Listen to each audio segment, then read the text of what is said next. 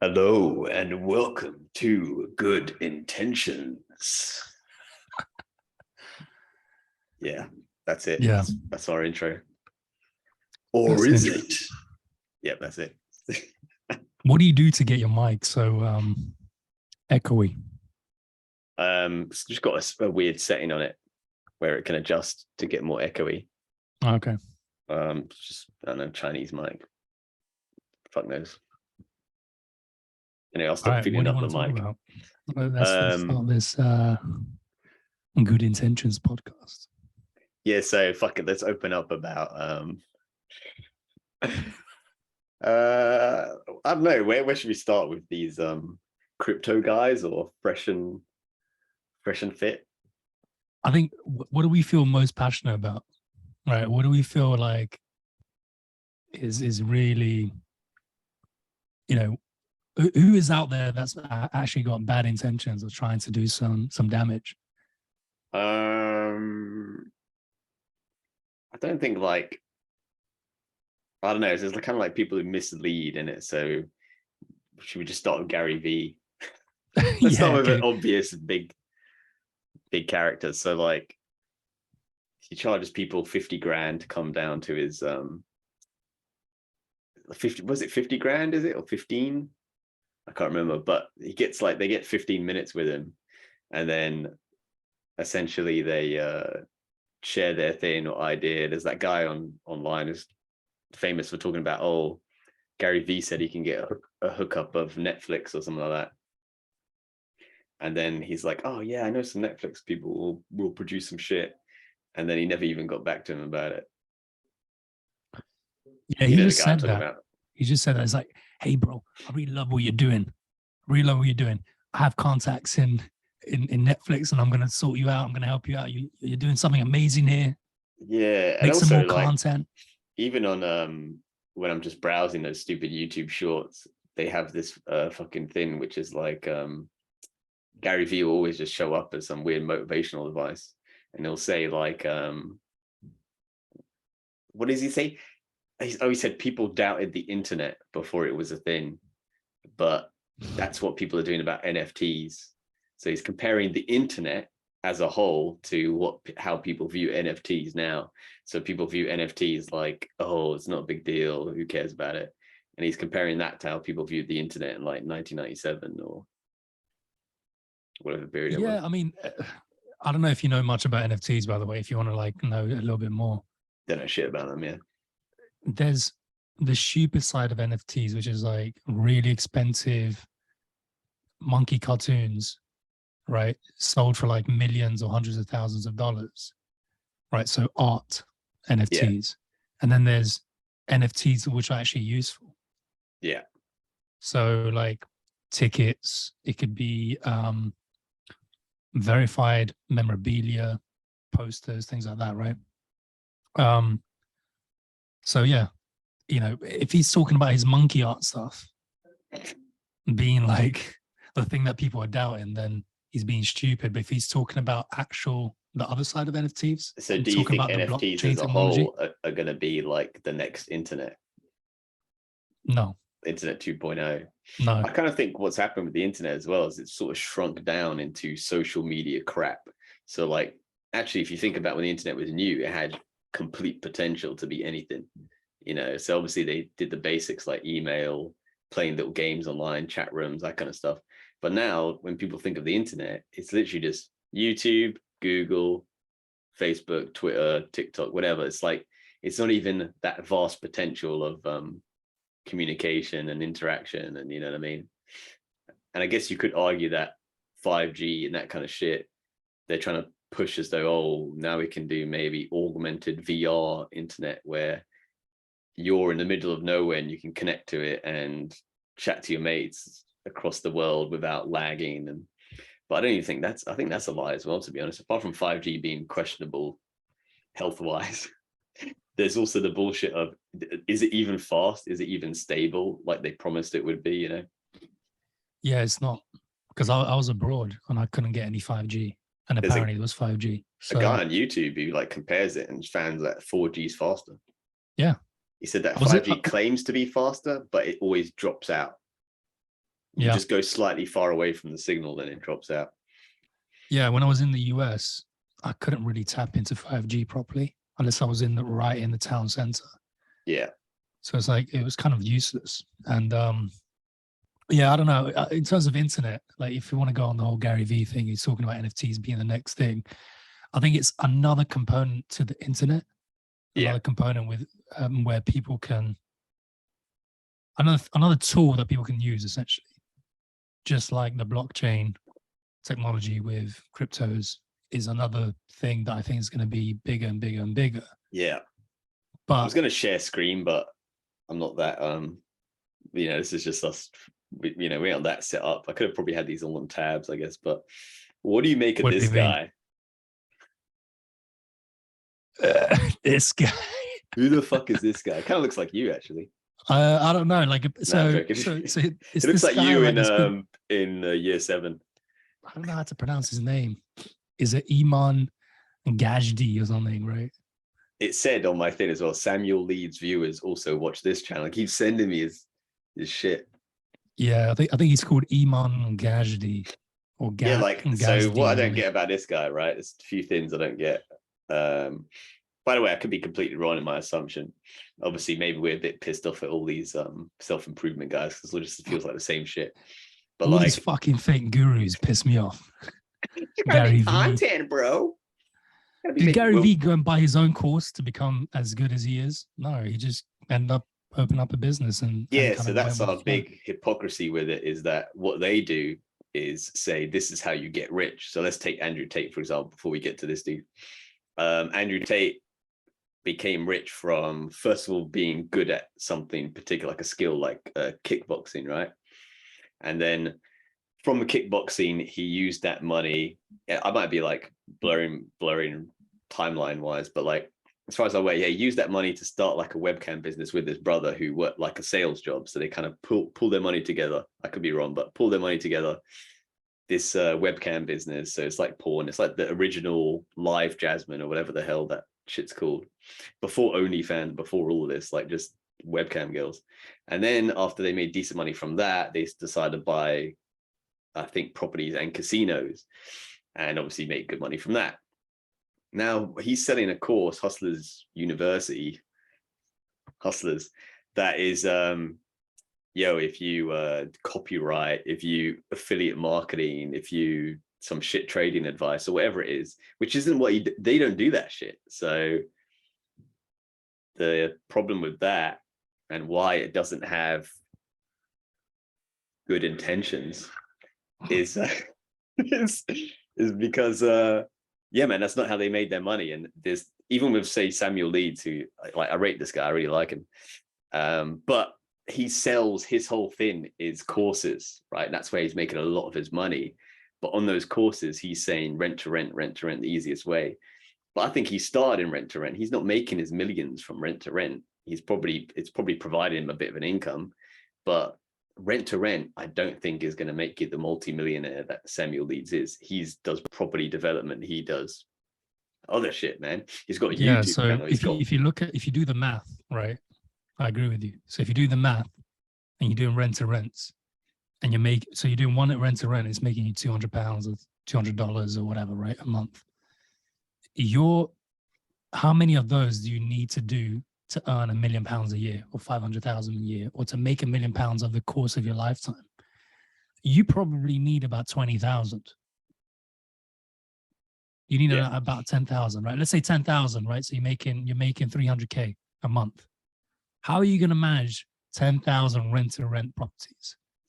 Each with an individual landlord, each with you got to go on his potential course. Tenants. It's the only way to do it. You have to go to the course, of course. Yeah. Yeah. But of course, you're not going to be doing rent to rent all your life if you're making 300K a year or 20, 30, 40K a year. It's a long game, and they make it seem like it's super easy. Yeah.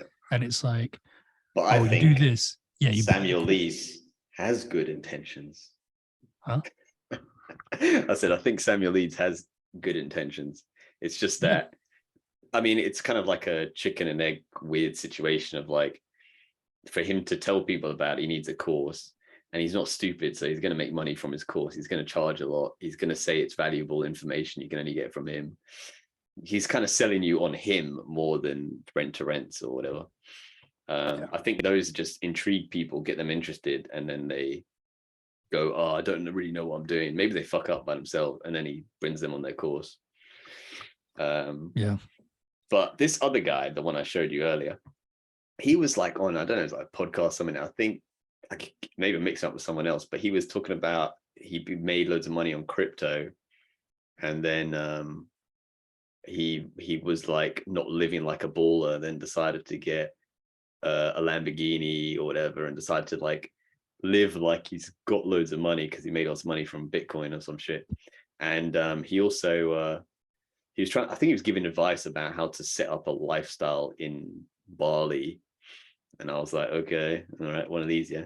And then he what'd you call it?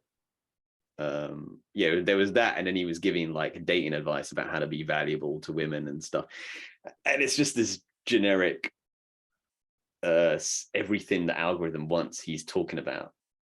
Well, you know what's interesting, right? Because just so you know, and the initial time that the first time that I ever saw this Iman Gadzhi guy, he was like promoting himself as like a marketing guru.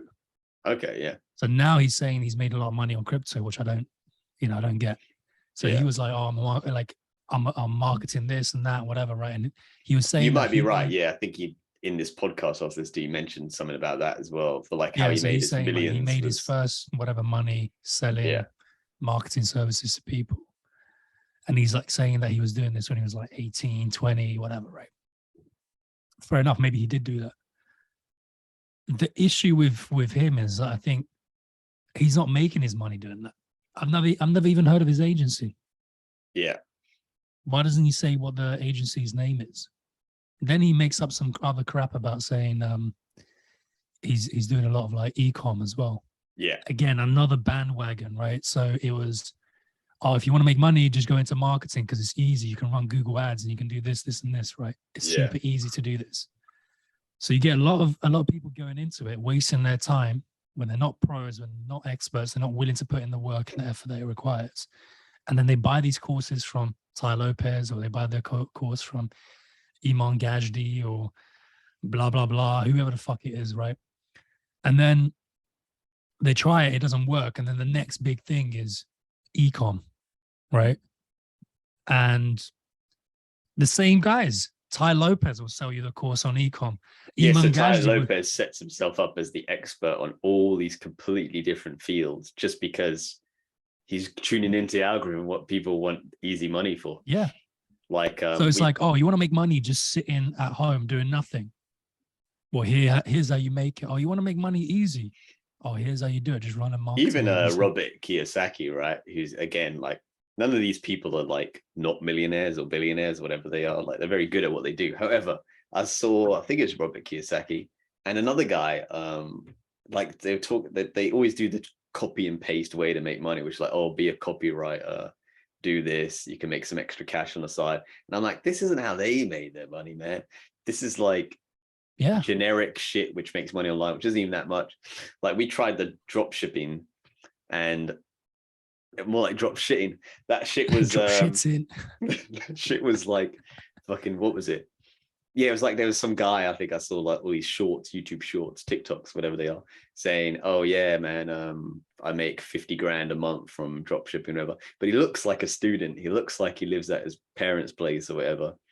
I can't verify his 50 grand a month drop shipping, but like, if you're making 50 grand a month drop shipping, you're not making shorts about it. You're living good. You're investing in money. You're doing something else. So I think they make their money through the course, which they sell you on the bullshit. They don't actually make their money from the bullshit. They always present themselves as these pros that know how to do this. And it isn't that hard to set up a dropshipping business. It's not that hard to set up whatever. So what they do is then they go, oh, I'm pro at e-com now, right? Because I built XYZ business. That business doesn't even fucking exist. I mean, I don't know which business Ty Lopez ended up, building. Yeah, he also claims to be sort of the marketing guru, but the only thing he marketed himself properly was him. Yeah, He exactly. does, So he built his own brand. he spent, like, say, I can't remember how much it was, say $50,000 or was it even a quarter million? I can't remember. It's a lot of money on his Me in My Garage thing, and that just got a viral thing. This is back when YouTube viral videos would just go viral. There wouldn't be this thing where he has to produce multiple content. And after that, he then starts talking about books. So he then starts a book club. You know what I mean? It's very like, yeah, just affiliate marketing on books, making commission on sales on that. it's Then smart, he, but it's not that authentic, if that makes sense. yeah. So look, my issue with Iman Gadzhi is he presents himself as a guru at everything, right? He thinks he's the shit, right? The dude probably lived at his mom's place until he was like probably 2 years ago. Ended up putting some money in crypto, made a couple $100,000 or a couple mil on it because he had some extra cash. And then that's it. Now he's a relationship guru. He's a marketing guru. He's a Yeah, ecom and guru. I think the problem we have with these guys, let's go off, let's do it, man. Let's But they're go just after, selling courses. That's it. You're making money selling courses. Just admit it. You're not let's go making money actually after doing the our thing that favorite, you're pretending you're doing. my favorite Myron from Fresh and Fit, right? Let's go after this guy because I'm a hater right now. I'm being a hater. Let's hate on Myron. Myron, you suck. So yeah, so this is what I noticed, and we talked about this earlier, is like these guys can claim or give the identity of, so Myrons is like successful, I'm 6 foot, high value man. successful entrepreneur, good with high value man, good with the women, whatever. And yet when they ask him things, what did you say? Someone asked him about like, So he was, so I'll just explain it, right? It's one of the videos that he's on. And he's like lecturing this girl. He's saying, look, men care about the body count, men care about your past. And he just says the same shit over and over again on every video. But men care about your body count, men care about your past, and women care about your future. And if you're making 6 figures and you're 6 foot tall, right? And, you know, if you have a high body count as a woman, you aren't as valuable to men. You're not a traditional woman. Why should men do things for you? And he said to someone about like her relationship, he was giving something. She came back at him like, were you in a relationship? What did she say? Like, are you in a relationship? Yeah. So she ended up just saying like, her thing was, okay, cool. You're saying all this stuff. We get it. Men really care about whatever, right? But not necessarily all of them, because she's like, I've dated guys that don't care about that stuff. Yeah. But are you in a relationship, or are you preaching are you basically practicing what you're preaching, right? That you should be in a monogamous relationship, that you shouldn't be dating girls that have a high body count. And then he's like, I'm dating multiples. And it's like, but it doesn't matter. It doesn't matter for me because I'm a man, right? And it's like, Yeah, the because way he that's says relevant. multiples, but he doesn't really, like, nobody knows who you're dating. Like no one cares. Yeah. But He says, what do you call it? That's irrelevant whenever they flip it on him. yeah, but that's irrelevant. It's like, that's irrelevant. I don't, my body count doesn't matter. How I live my life doesn't matter. And also my biggest beef with him is that he tries to out logic these women, and he brings on women who are in particular fields like Instagram influencers, OnlyFans women who are very obviously in his eyes promiscuous, slutty, that kind of thing, and then we'll berate them about how they should be traditional women. And when they ask him like a prodding question, or like, well, what about you? What kind of women do you date? What's your, you know what I mean? All this stuff is logic based. It's like, what about your experience? Like, what do you actually provide in terms of value and stuff? He'll just start listing things that Andrew Tate has or someone else has, you know, like, what do you call it? Well, I'm the man in a relationship, 1, and I do this, blah, blah, 2, and therefore I'm high value. It's like, I can list that shit if you want. I can say exactly the same as you, Mr. Myron, Mr. Fresh and Fit. And I can say, exactly. oh, I'm high value. 6 feet tall. Like, there you go. Over 6 foot. Yeah. And what did you say? He said this is what women look for. And then the guy next to him was like some short, fat dude, or like something like the complete opposite. And then he didn't even clock. Yeah, just like the guy next to him. Yeah, okay, cool. He might be earning 6 figures. And to be honest, that's not really difficult in the US. I'm going to be honest. Like, people with regular jobs like nurses and you know, whatever else they're doing, they're earning 6 figures because inflation. They're high, And all nurses are high value men. yeah, exactly. So They got the Bugattis. he's making out like if you're earning six figures, you are on like you're the top dog. You're like there. You're not. You're just some regular dude in the US. But yeah, the guy right next to him is like this fat, unfit, so maybe fresh but not fit. Fresh and fat. Fresh and fat, just like DJ Academics. And Your other favorite? Was that him or was it someone else? A different guy, wasn't it? yeah.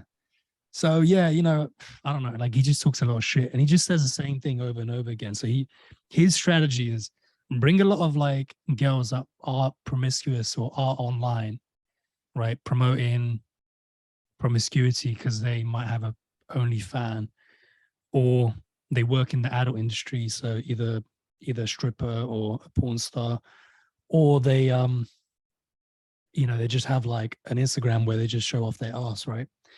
Bring in these women and then lecture them about being a different type of woman.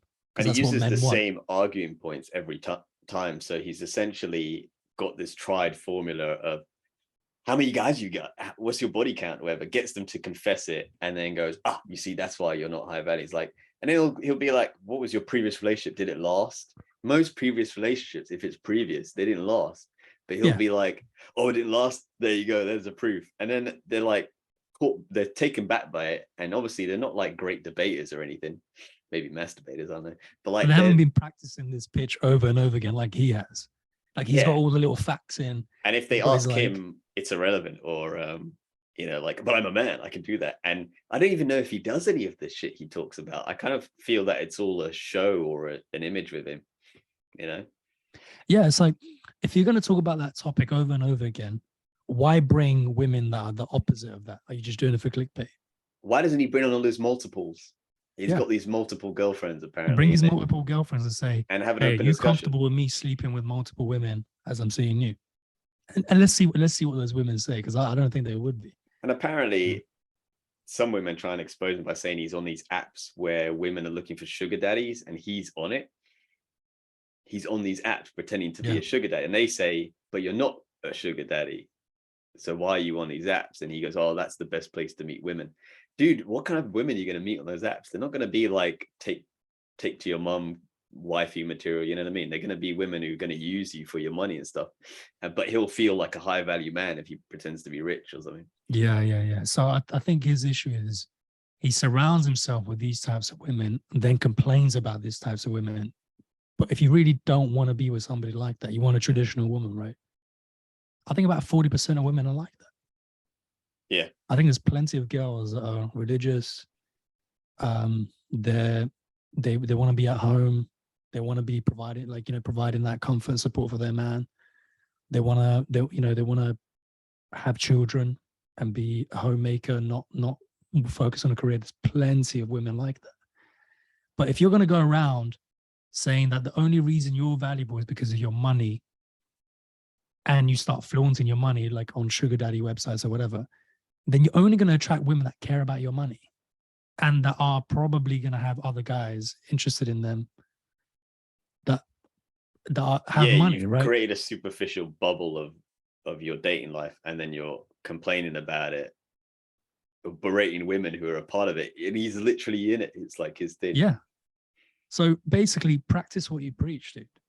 Like, if you really genuinely care about women having traditional values, then why don't you respect women that have traditional values? But probably what you would do is, even if a woman had traditional values and she don't want to sleep with you, you still try and sleep with her. So you add into the body count. Why are you becoming part of the problem? Become part of the solution, right? So why would you add more to somebody's body count? What, just because you can? Because you're a high value man, count. You know? Yeah. Anyway, fuck Myron. I've got nothing. I love the guy. Got nothing against him, man. No, he's just weird. He's a weird guy. He just says the I'm same joking. shit. Nah, like I'll say shorts.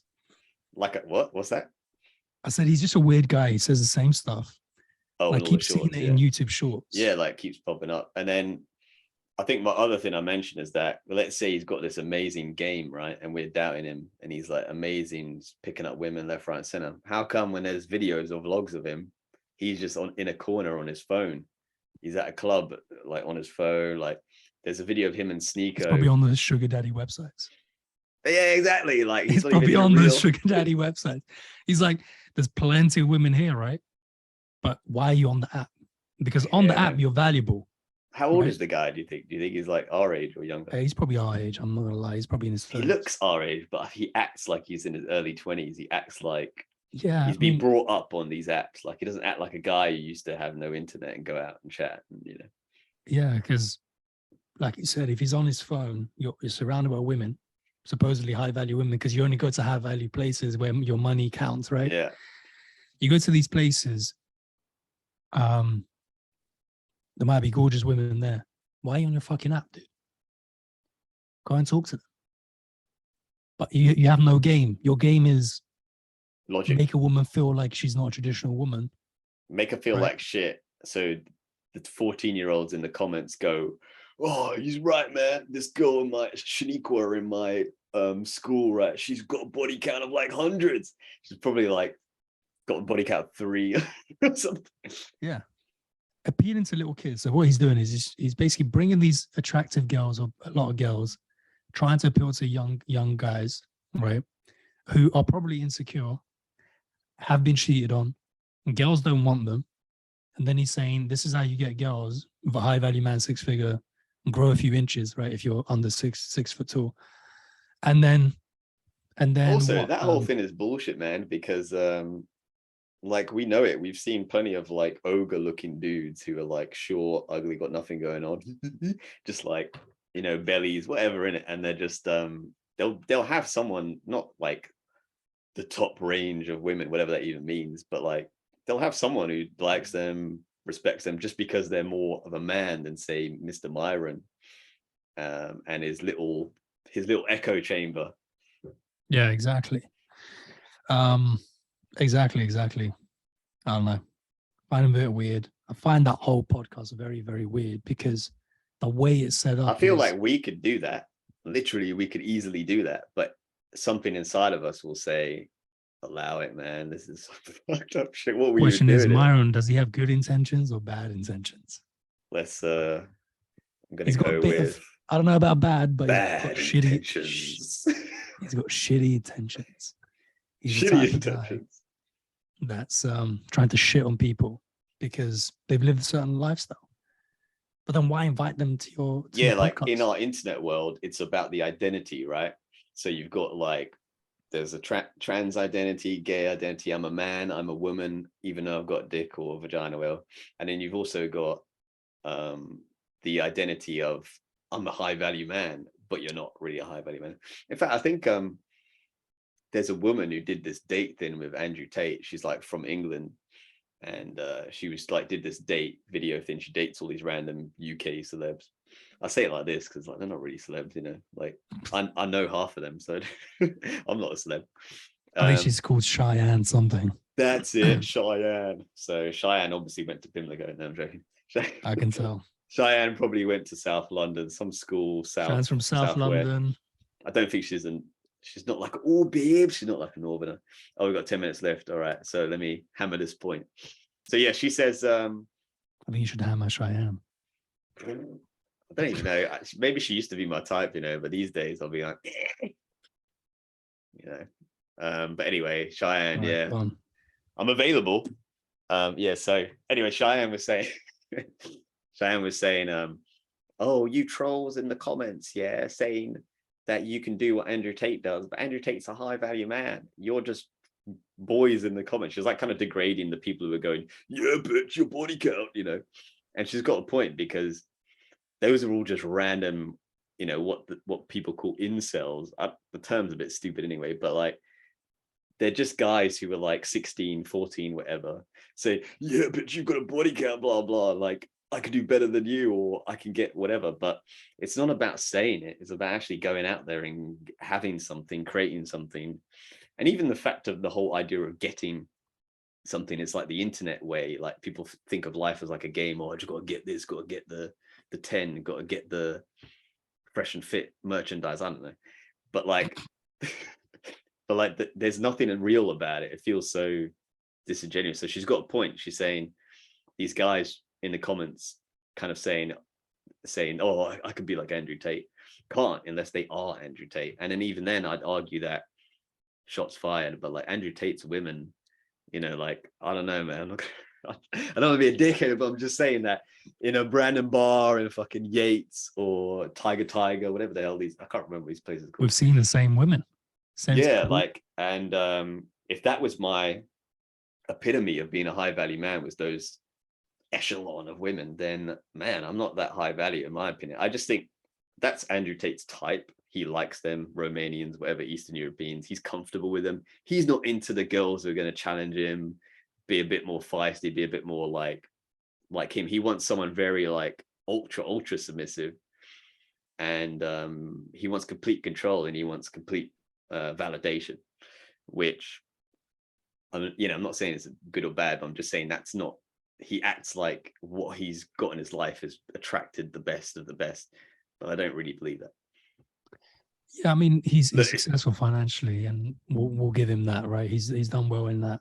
If Jessica Alba was hitting him up and being like, "Oh my God, Andrew Tate," then I'd be like, "All right, fuck yeah, fuck yeah, well done, mate." Yeah, I think it's easy. Like when you're a guy with money, it's quite easy to attract women.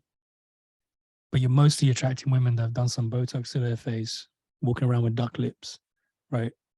And they're in Eastern Europe, so they're already deprived financially anyway. So I can go to Eastern Europe right now, and with the money that I earn, and still be perceived as more wealthy than all the other guys there, and more valuable, you could say. You know, I don't need a Bugatti to go and do the same stuff that he does, because you can go to a nightclub and still spend like a couple £100 or £1,000 and still enjoy it, you know, and have a good time. And those women will still find you attractive. There's a reason why like older men will go to like Eastern Europe or Asia or whatever, right?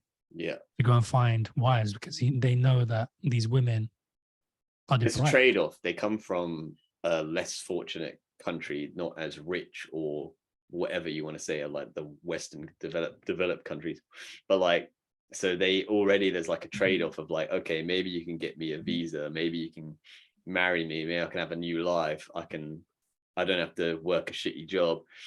You know, it's like you could technically do the same in any country. You go to like maybe Mexico, Brazil, whatever, and find someone who's a bit poor but she's kind of hot, and you're like, yeah, I'm gonna make her my wife, and it's because I'm a high value man, and that's the only reason she wants me.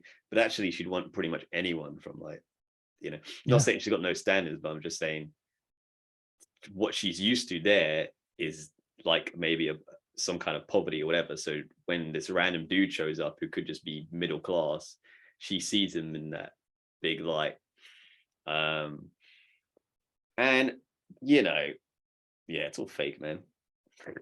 It's all fake. And on the whole Andrew Tate thing, you mentioned that he kind of built his wealth in a different way to what he sells or tells other guys to do it, which to me is a bit like, look, I get it. Like these are methods that you can make some money online, copywriting, selling your shit on Fiverr, you know, but they're not going to make you rich. And they're not the solution. So what he did was he went and actually solved a problem. So he goes, cool, like this is what he says. He goes, I had women that I was seeing who are attractive. I then just said, how can I leverage that? How can I use that to then make money? And then he ended up opening up a cam girl business, right? This is what everybody should do. And if they don't have that thing that they can leverage, then they need to build the skill. And that skill isn't just randomly doing a bit of affiliate marketing or a bit of copywriting or opening up some random e-com store selling random products that probably nobody will buy, right? It's about specializing in something or being really good at something. And yeah, like in his Hustlers University, none of it says spend 10, 15 years kickboxing. You know, obviously that's not going to work for everyone, but he's actually invalidating the thing that got him to where he was. That's his gateway in, you know, because he put a lot of discipline and time and effort into that to get where he is. And so then he formed his character by doing this one thing for over the course of like 10, 15 years, right? Yeah. He formed his character. He made some money off it. So he has some disposable income. And then he was able to leverage on top of that. Yeah, yeah. Because he already specialized on with one thing. So that's what you should be teaching young boys, not teaching them go and like write some random copy for some random website and then make like 30 quid or 100 quid. You should be teaching them become a pro at one thing that you really want to become a pro at. Become the best at that one thing, and then you'll make money out of it. Yeah. Obviously, do something that will make you money, because what's the point of becoming a specialist at, I don't know, something stupid? Yeah, I mean, in all honesty, I think what Andrew Tate had a fuckload of money and he looked online how to make an e-course. It's like how to make an e-course. He looked it up and he was like, oh, okay, copyright, blah, blah. I just cut and pasted from some other self-improvement guy selling the course and was like, oh, that can make me some extra money. I'll use my influence as like this, what do you call it? Big on Instagram, YouTube, whatever he was, to sell that course. That's it, really. It was nothing to do with like turning people into his level of success or anything like that. Yeah, exactly. Because you can't be like that unless you actually apply yourself to a different level. And on his university, and this is kind of like a review thing, right? Because I actually went on there and spent a month on there just to see how he did it and what he's done. I went on the trading section because I'm a trader, investor, and the quality of information that they were providing people was so poor, it doesn't make sense. So they're telling people to enter the market at the wrong time, based on obviously my analysis and generally speaking, I'm pretty accurate. So they're kind of like giving people false entries. They're not really adding value. They're not really providing anything on that trading side, investing side, the crypto side. It's just 2 to 3 guys going, I'm going to enter the market now. But then they're not educating people on how to do it. And what was interesting is I posted something, my analysis on the chats, and guys were hitting me up and they were like, hey man, like, what are you using to analyze the market? How are you doing it? What indicators are you using?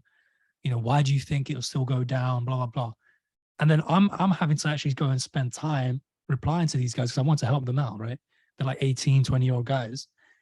I'm spending time replying to them one-on-one, just saying, hey, you should do this, this, and this. If you want to learn about trading, these are the steps you need to take. Like if you want to become a real pro and like do it as a career, not something that you're just dabbling in because you want to make a quick buck and you're feeding off somebody else. So yeah, so it's like, the value there wasn't a minute left, by the way.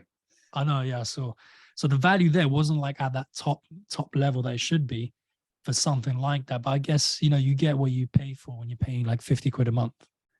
And there's so much shit, and so many people there. Basically, our advice, go hard at something 10, 20 years and then do whatever the hell you want after that. Yeah, go hard. But pick something that you can make money off. Pick something that has a big enough market. Good intentions. Am I echoing? I think so, yeah. All right, see you guys. All right, take care. Adios. Man. Goodbye. Bye-bye. Next time. So I just end it. You're gonna let it run though. I'm gonna let it run until all right, I'll stop it.